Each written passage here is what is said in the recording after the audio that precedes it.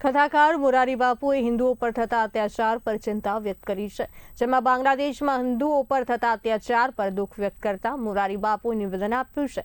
તિરુપતિ ખાતે રામકથામાં વ્યાસપીઠ પરથી મોરારી બાપુએ જણાવ્યું છે કે બાંગ્લાદેશમાં સ્થિતિ દિન પ્રતિદિન વધુ ખરાબ થઈ રહી છે। હિન્દુઓના દુઃખને હવે અવગણી શકાય તેમ નથી। શું હિન્દુ હોવું એ ગુનો છે?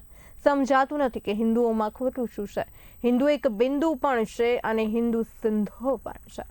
બાંગ્લાદેશમાં વણસી રહેલી પરિસ્થિતિ અને ત્યાંના અલ્પસંખ્યક હિન્દુ સમુદાય પર થઈ રહેલા હુમલાઓએ વૈશ્વિક સ્તરે ચિંતા જન્માવી છે। પ્રખ્યાત રામકથાકાર અને આધ્યાત્મિક ગુરુ મોરારી બાપુએ આ મુદ્દે પોતાની ગંભીર વેદના વ્યક્ત કરી હતી। તેમણે વિશ્વભરની સરકારો, સામાજિક સંગઠનો અને જાગૃત નાગરિકોને આ માનવીય કટોકટી પ્રત્યે ગંભીર બનવા અને અત્યાચારનો સામનો કરી રહેલા લોકોની વારે આવવા આહ્વાન કર્યું છે।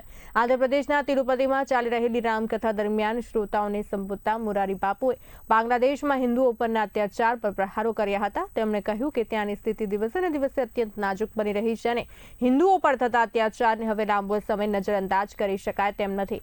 બાંગ્લાદેશમાં તાજેતરમાં બનેલી હિંસક ઘટનાઓ જેવી કે હિન્દુ પરિવારોના ઘરો સળગાવવા અને નિર્દોષોની હત્યા આ નિવેદન પાછળનું મુખ્ય કારણ છે। મોરારી બાપુએ આ ઘટનાઓની નિંદા કરતા આરએસએસ પ્રમુખના એકતાના સંદેશને સમર્થન આપ્યું હતું। તેમણે સ્પષ્ટ કર્યું કે વિશ્વભરના હિન્દુઓએ એકજૂટ થઈને પીડિતોને નૈતિક અને સામાજિક પીઠબળ પૂરું પાડવું જોઈએ, જેથી ત્યાં વસતા લઘુમતીઓમાં सुरक्षा भावना जन्मे।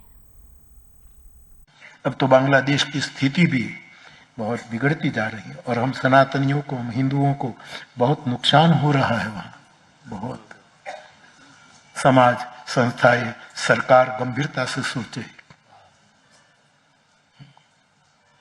आदरणीय मोहन भागवत जी ने भी चिंता जताई है और जो भीतर की बातें हैं बहुत जघन्य है। मेरे समझ में नहीं कि हिंदू होना कौन गुनाह है, क्या अपराध है हिंदू होना।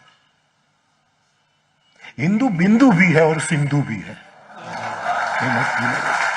हिंदू बिंदु है, ये अपने को कुछ नहीं समझता, निरअहंकारी, और कहे तो सिंधु से भी विशाल है।